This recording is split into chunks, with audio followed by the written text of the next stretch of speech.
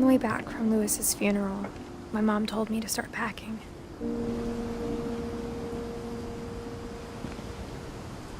She waited until the day before we left to tell Edie.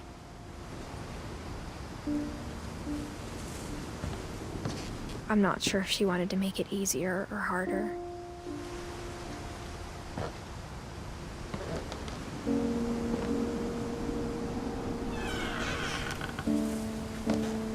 I wish we'd stayed.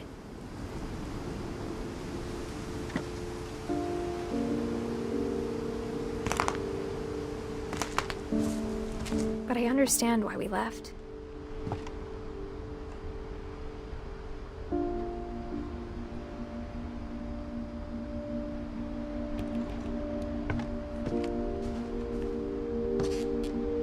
My mom ended up leaving everything behind.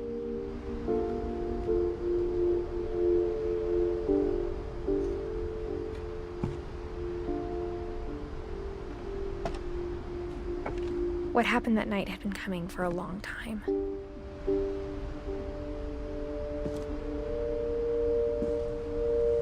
Maybe it should have come sooner.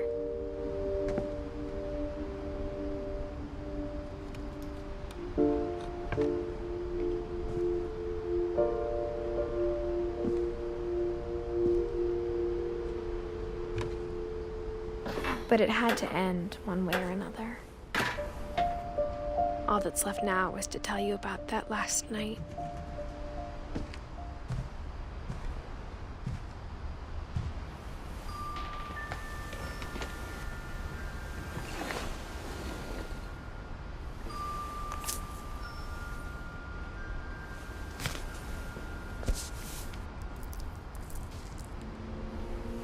That whole last day, Edie just watched us pack and didn't say a word. Until supper, when she raised her glass and said, "To our final night together, and all our final nights apart." Grandma, you know what I said about alcohol. Some of your medications are very Edith, specific. I left a present for you in the hallway. Why don't you go open it? The grown-ups have to argue now. I'm sorry, you're right. We're all leaving tomorrow. Let's just enjoy our last... I'm not leaving. Edith, you're excused.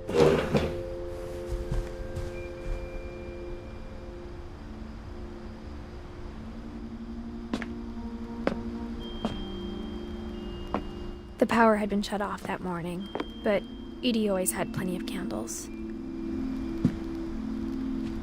When my mom sealed the library, I don't think she knew about the other entrance. Or that Edie had a key to it.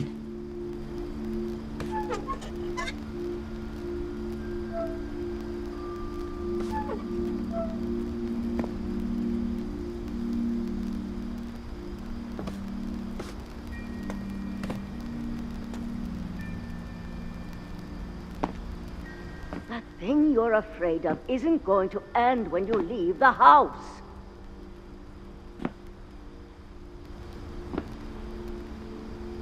Edith has a right to know these stories.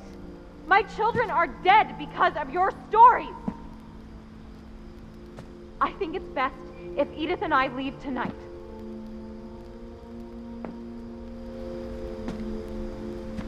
We'll have the nursing home send a van for you in the morning, okay?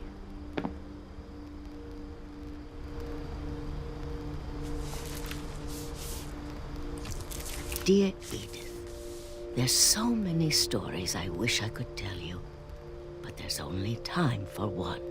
This is about what happened on the night you were born. That night, the tide went way, way out. It was the first and last time I ever saw the old house aground. There'd been an earthquake out in the middle of the ocean. They called it the lowest tide in 1,000 years. God, it smelled awful. You know, I've seen that house every day of my life.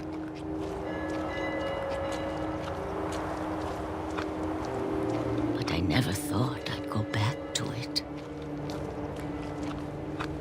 when the fog rolled in, I lost my way.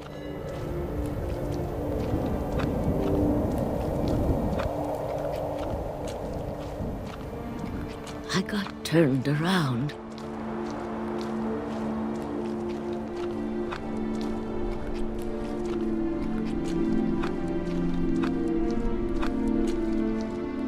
For a while, I wandered.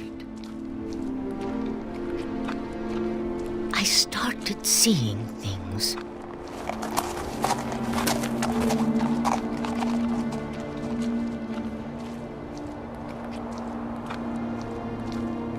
Things I'd forgotten had ever existed.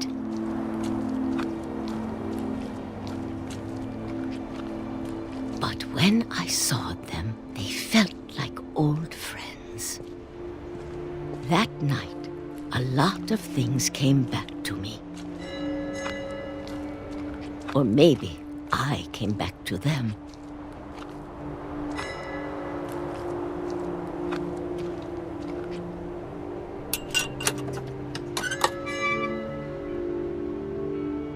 Things I can't explain, but that I need you to try and... Edith, what are you doing in here? It's mine! Edith! Mom, you're gonna rip it! Let go! I kicked and screamed, but Mom dragged me to the car.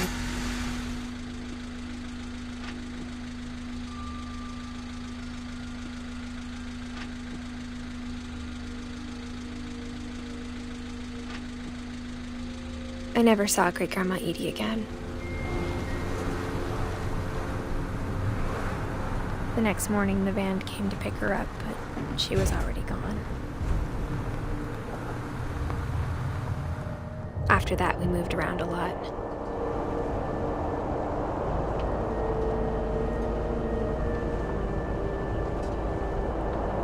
We both tried to make the best of it.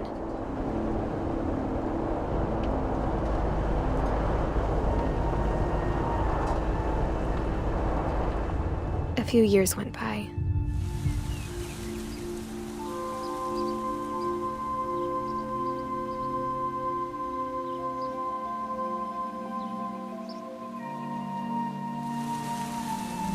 My mom didn't like to talk about it, but she started getting sick a lot. The rest happened pretty quickly.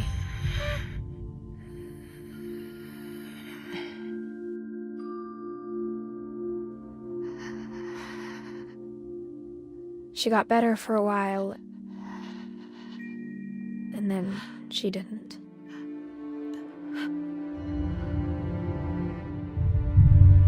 And then I was alone. The last Finch left alive.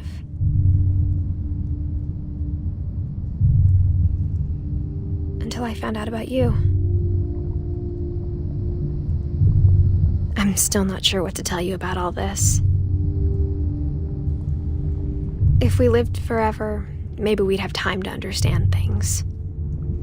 But as it is, I think the best we can do is try to open our eyes. And appreciate how strange and brief all of this is.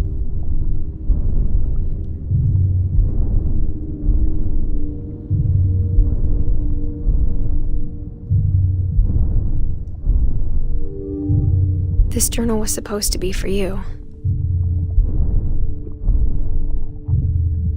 But now I hope you'll never see it. I just want to meet you and tell you all these stories myself. But I guess if you're reading this now, things didn't work out that way.